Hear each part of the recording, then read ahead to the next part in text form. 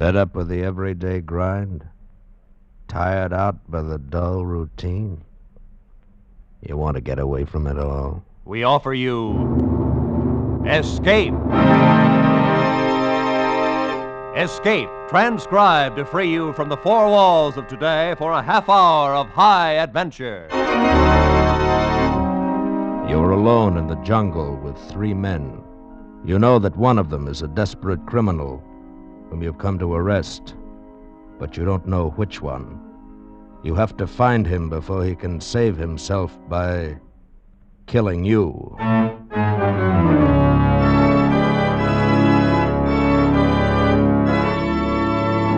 Today, we escape from reality into the depths of a tropical jungle in a tantalizing search for a murder, as L.G. Blockman told it in his famous story, Red Wine.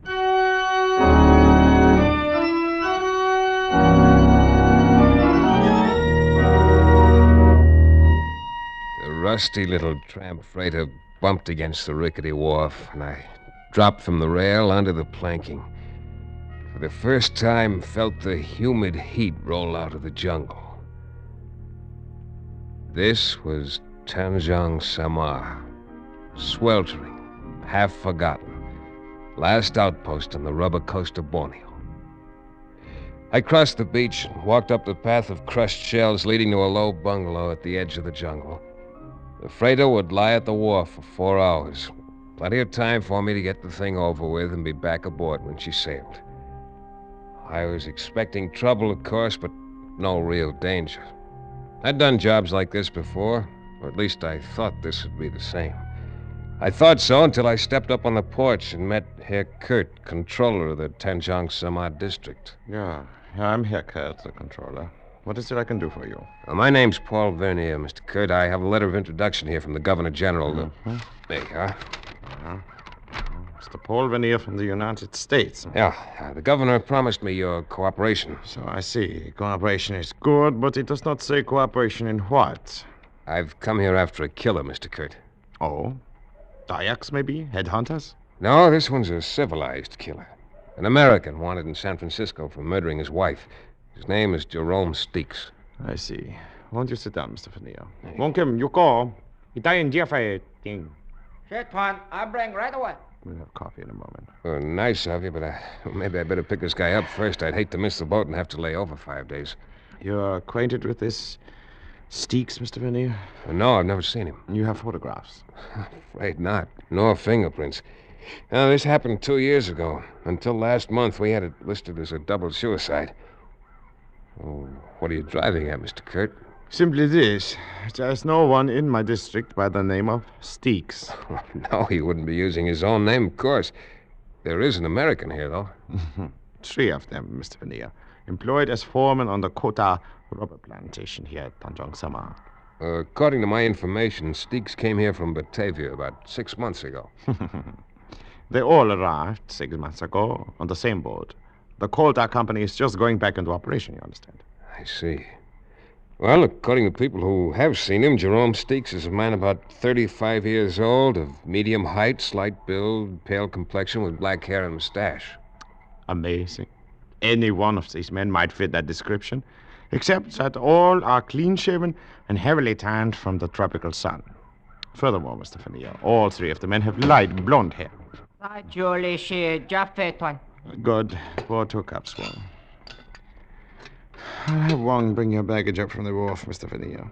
It appears your business may take a little longer than 4 hours. I'm certain of the information I got in Batavia. I know the man's here. Then the problem resolved itself into a matter of identification. Huh? Well, an hour's talk with the 3 of them ought to do that.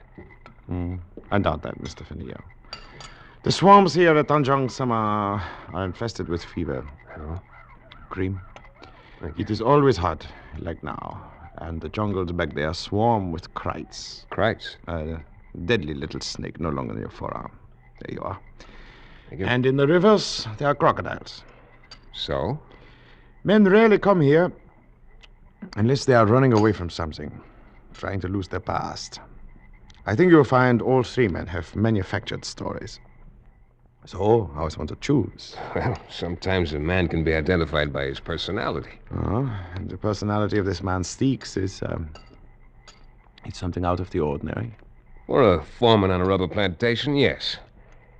I doubt if all three of these men can be aristocrats. In a sense, well, that's what Steeks is, a cosmopolitan. He's lived all around the world, always associating with top society. He's a lover of fine foods and wines, speaks French and German fluently. Oh, so? Well, he's a gourmet, a bon vivant, a man of perfect taste in clothes and manners. And a murderer. Yeah, and a murderer. Yeah, well. When just three men return this evening, I shall be most happy to introduce you to them. Though it's quite probable they are aware of your identity already. My houseboy there told me you were a detective before you stepped off the wharf. Oh, I see.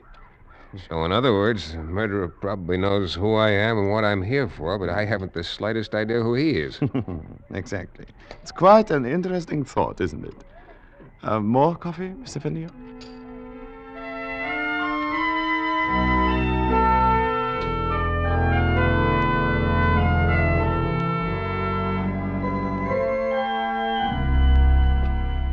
Mr. Finnear, I should like you to meet Mr. Doran. Hiya, Mr. Veneer. How are you? This is Mr. Wilmerting.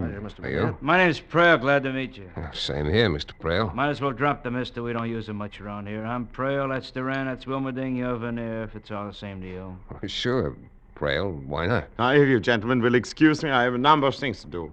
Will you bring Mr. Veneer to my bungalow for dinner? We'll celebrate having a guest in Tanjong Sama. Yeah? Sure. I'll see you. Herr Kurt tells me all three of you are Americans. I don't know whether I'm still one or not.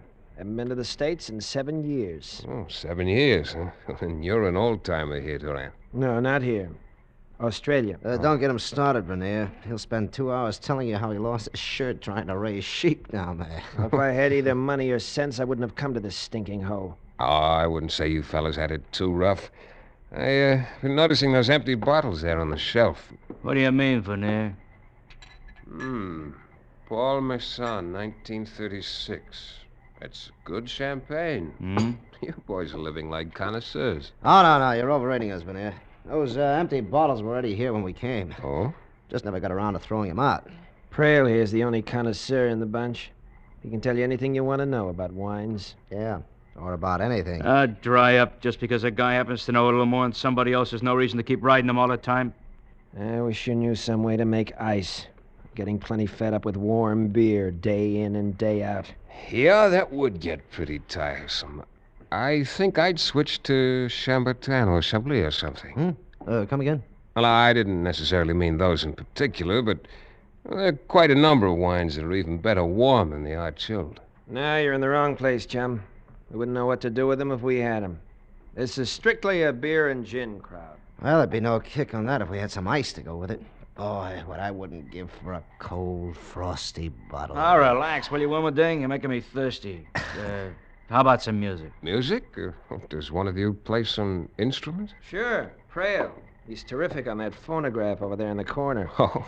Only trouble is he thinks 3 o'clock in the morning is the greatest song ever written. Well, I can see that would lead to quite an argument, Doran. Particularly if you're a lover of the classics. Oh, no. I don't go for that long hair stuff. Oh. But I would like to hear a fast number once in a while that's less than 10 years old. Yeah, you ought to see this collection Prale dragged up here from Batavia. Strictly from the gay 90s. Prale, you don't by any chance have a number called Il y a un métier dans cette maison? Ah, some Italian opera. Oh, no, it's French. Well, come on, Prale. Translate it for us. You claim to be an expert on the French language. Oh, it's worded kind of funny, like poetry. Ah, sure. Yeah, that last word, though, maison, that means house. I know that. Well, that's too bad. I thought maybe Jerome Steeks might translate it. It refers to him, of course. Steve. What are you talking about? The sentence reads, there is a murderer in this house. Huh? Well, so you're finally coming out in the open, huh? Yeah. We heard you were a detective, Vernier. You're after some killer you've never seen named Steeks. You figure one of us is it. That's right, Prale. And the guy you're after is Wilmerding. Are you crazy? Who ever heard of anybody with a name like Wilmerding unless they made it up? Made up nothing. I got a passport to prove it. What are you trying to do, Prale? turn attention away from yourself. Look, I got nothing to hide. It's either you or Duran. You can leave me out of this right now. There's plenty of people in Australia who can tell you who I am. Unfortunately, though, there's nobody in Tanjong Samar who can tell me for certain who any of you are. One of you is a murderer, and by the time the boat gets back here, I'll know which one. Either I'm going to take Jerome Steeks back to San Francisco, or I'm going to kill him trying to. You can count on it. Well, what do you say we go on over to Kurt's bungalow and have dinner,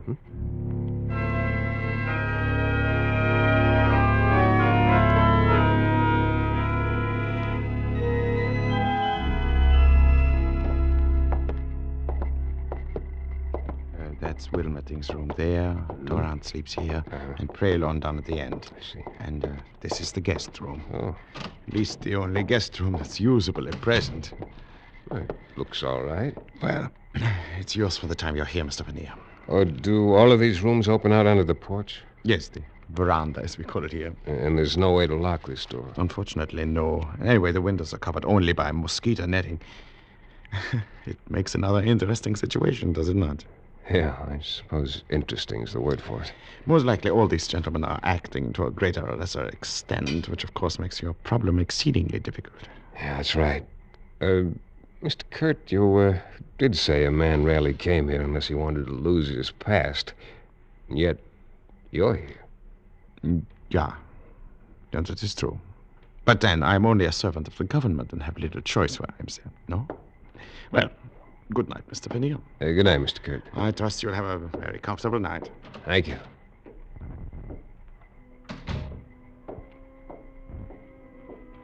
I sat there for a long time after Kurt left, trying to figure things out, getting nowhere. This was Borneo, and though the Coleman lantern on the table at my elbow threw a blaze of white light into every corner of the room, outside that light lay the dark veranda, and beyond that, the jungle. Gradually, the night breeze brought the smell of the jungle into the room, as rich and as exotic as the scent of taboo, fragrant as midnight orchid, as disturbing as the scent of danger. Or maybe it was danger itself I was smelling. Oh, a heavy knife missed my throat by 2 inches, thudded into the bamboo partition and stuck there, quivering. I doused the lantern in one sweep, dropped down on the floor, and slid my .38 out of its holster. I could hear nothing but the rustle of palm thatch along the eaves, low creaks from the pilings underneath the bungalow, and the soft night sounds from the jungle. Finally, I slipped my shoes off, pulled the knife out of the wall, and dropped it in my pocket, moved to the door, and stepped quietly out onto the veranda. It was empty. Across the railing, the fringe of undergrowth was dappled in silver moonlight. Nothing moved. I paused quickly at the 3 doors, and from each heard the sound of snoring. One of the men was faking, but which one? I'd reached the end of the porch when my eye caught a slight movement in the banana clump a few yards from the steps. Someone was hiding there. I moved swiftly, holding the gun ready. Came within a few feet before I could make out a shape in a red and white sarong, complete with dark tumbled curls and a flower behind one ear. It was a girl. Please, Tuan, the gun. You are going to shoot me? Oh, no, relax, honey. I was looking for somebody else. Oh. And now you have found Nelana, so you are disappointed? Well, Look, did you see anybody moving around up there on the veranda a while ago? Only you, Tuan. I became frightened and ran to hide. Frightened? Why? I should not be here. At night, I mean. Oh, let us talk of something else, huh? All right, Nelana. Tuan, do you like Nelana, perhaps? Definitely.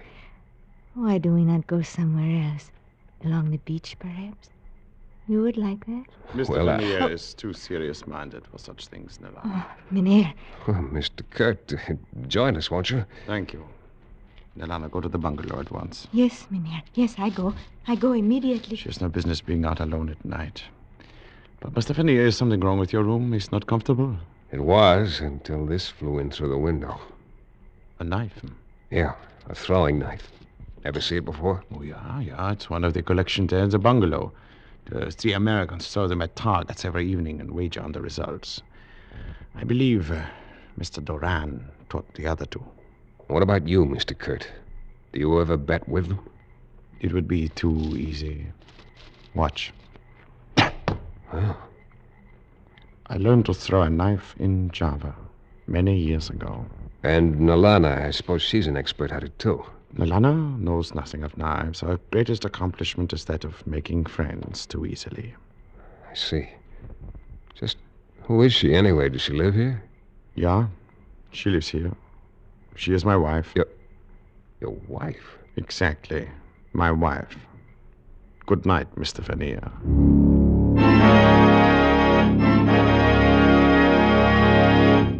In just a moment, we will return to Escape.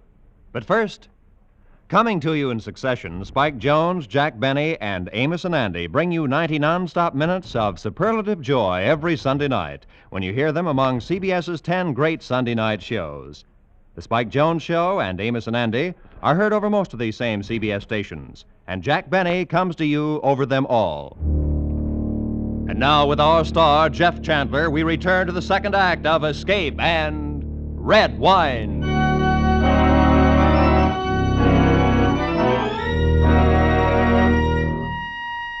When I finally turned in that night, I didn't make the mistake of lighting the lantern again. Being a target once in an evening was enough. I undressed in the dark, pushed the bed up to block the door, propped a chair against the windowsill, and lay down on the floor. I kept trying to fit some theory together to account for the things that had happened. When I drifted off to sleep, I was no nearer any answer than before.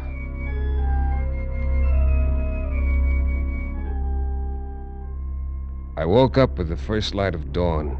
For a full minute was ready to predict a peaceful day. And then I turned my head slightly and saw it. On the floor, against the wall, 18 inches from my left hand, its eyes open and unmoving, lay a krite, first cousin to the cobra, the deadliest snake in Borneo. Cold sweat broke out on my forehead, ran into the corners of my eyes. Not daring to make any sudden move, I slid my right hand slowly up behind me and found my gun under the pillow. The snake moved slightly. I froze for one long minute. Carefully, I brought the gun over until I had the ugly head centered above the foresight. Then... What the company? Who fired that shot? I did, Kurt, in here. Hey, Kurt, what's all the shooting about? Find out now, Duran. Mr. Vernier. All right. Oh, sure, Kurt. Come on in. I had an early morning visitor there on the floor. God, Krite. Did he bite you? No, he What didn't. the devil's all the racket about? Ah, snake. That's funny. What's funny, Duran? A krite, Wilmerding. Just killed one here in my room.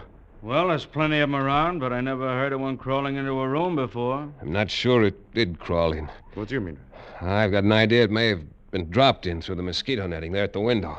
Yeah? By whom? By a guy named Jerome Steeks. Ever hear of him, Duran? Why don't you pick up Wilma Ding? He's your man. Oh, sure. I always carry a couple of snakes around in my pocket just for luck. What I want to know is who carries this around in their pocket for luck. That's one of our knives in the living room. We throw him at a target. Yeah, I know. Only last night I was the target. And Prail's your boy. He's an expert. Wins every time we play. Dry up, Duran. Hey, listen, You young man. crack like Okay, that, relax, all of you. All right. So nobody knows anything about these accidents. They just happen.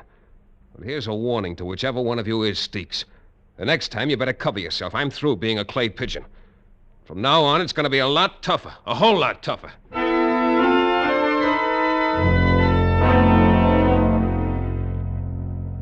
That day passed. The next, I got exactly nowhere. Things didn't fit, didn't add up. I saw Nilana several times, but had no chance to speak to her. When Herr Kurt was with me, she'd pass without a glance, but if I was alone, she'd manage a quick, provocative smile that sent shivers down my spine. By the fourth day, the tension among us had grown almost unbearable. The steamer was due the next evening on its return trip to Batavia. I needed a break of some kind, had to have one. Well, it came at dusk when I dropped into my room to change for dinner. Tuan. Huh? It is I, Nilana. Nilana, what the devil are you doing here? To see you, Tuan. Does that make you unhappy? No, but I doubt if Herr Kurt would think much of the idea. Oh, no, he must not find out. That is why I hide here and wait for you. Oh, but he may walk in here any moment. That is true, Tuan. It is why I cannot stay now. But I wish something to ask you. All right, honey, shoot. It is true that you look for a man who has killed a woman in your United States? Yeah, that's right. A man who now names himself by another name? Yes, Johanna, do It you know... is perhaps the same one who one night threw the knife at you? Yeah, I think so. Do you know who it is? I saw the knife thrown, Tuan. I was outside. Oh, but be quiet. It is someone. Yeah, it's Herr Kurt. Oh. He's going into the living room. But he will come here when he does not find you. Oh, I am very frightened, Tuan. I must go. Oh, no, wait. I've got to know. No. There's no time now. Tonight, when everyone sleeps, Yeah. wait by the tall palm at the edge of the clearing. I will come. All right, I'll be there. Nelana has done foolish things, Tuan. But tonight she will fix it all good. You come.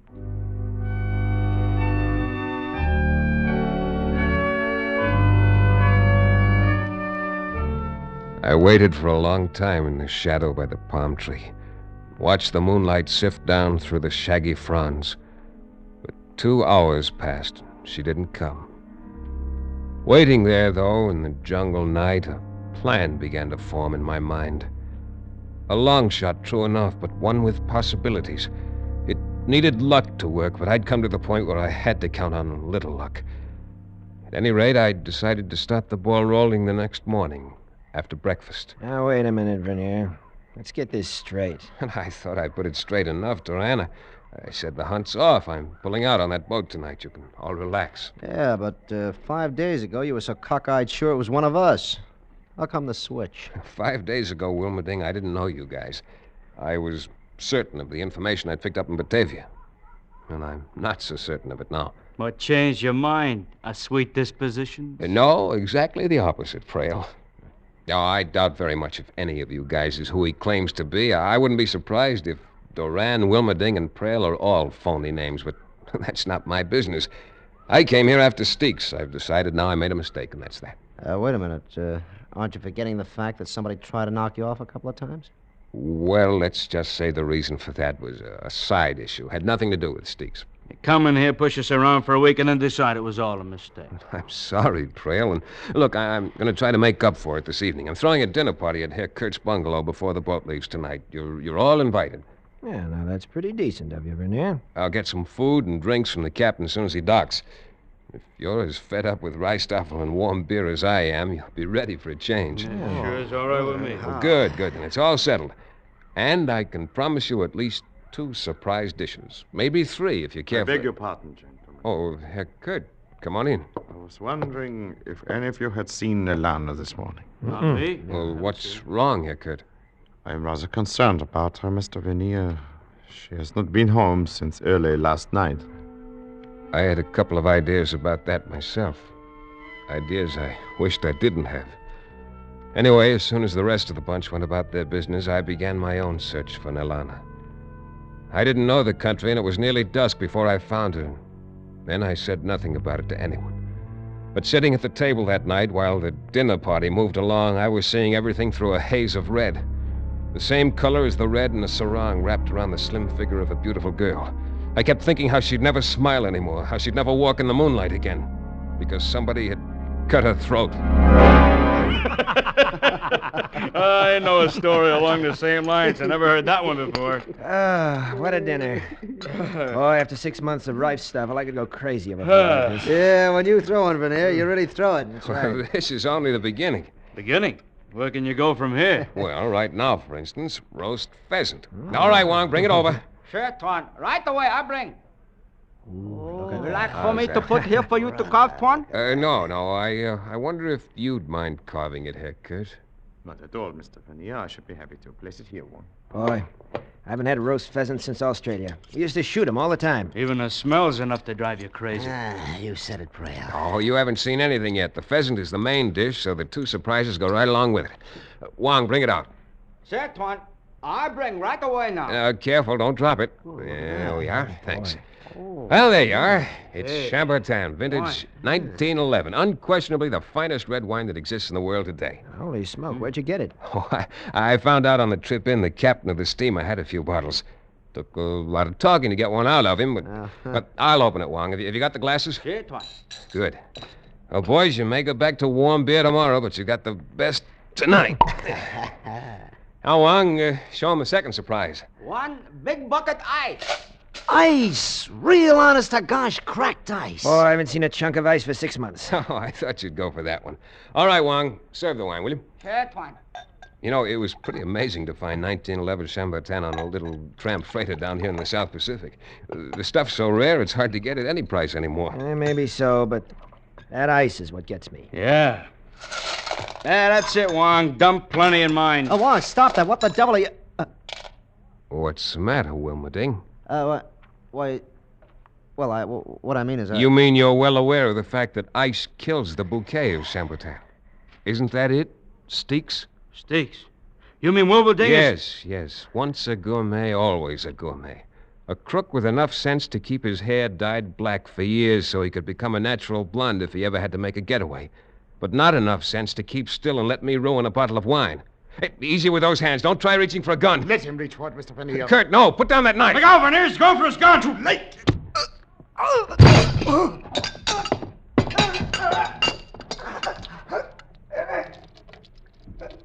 Kurt. Good Lord, Kurt, you've killed him. I'm sorry you do not have our prisoner to take back with you, Mr. Fenneal. But I, too, found her body. I knew you had been there. I saw your footprints. I'm sorry, Kurt. And she had been seeing Wilmerding.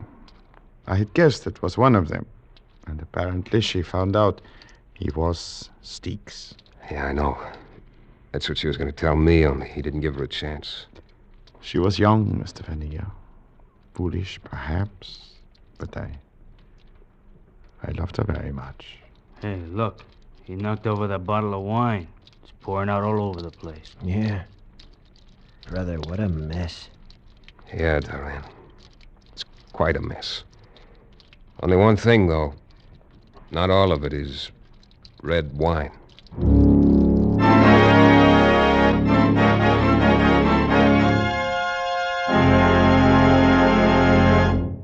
Escape is produced and directed by Norman MacDonald.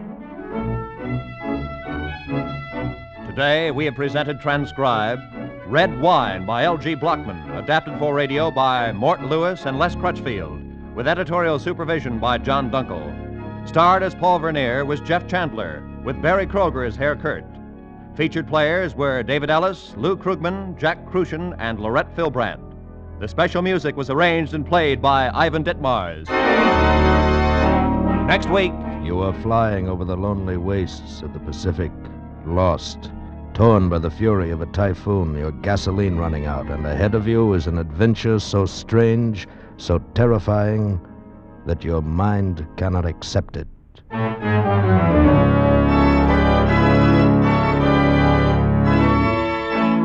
next week, we escape with Nelson Bond's gripping story of a fantastic conqueror's isle. Goodbye, then, until this same time next week, when once again CBS offers you Escape.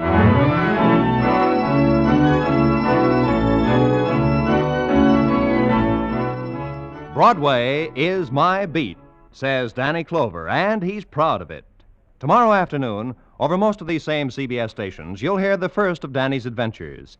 You'll hear how a real cop with a real purpose for running down a murderer goes about his business, backed by the world's largest police department. Listen in as Danny declares, Broadway is my beat. Now, stay tuned for 5 minutes of the latest news, to be followed by Let's Pretend, over most of these same CBS stations.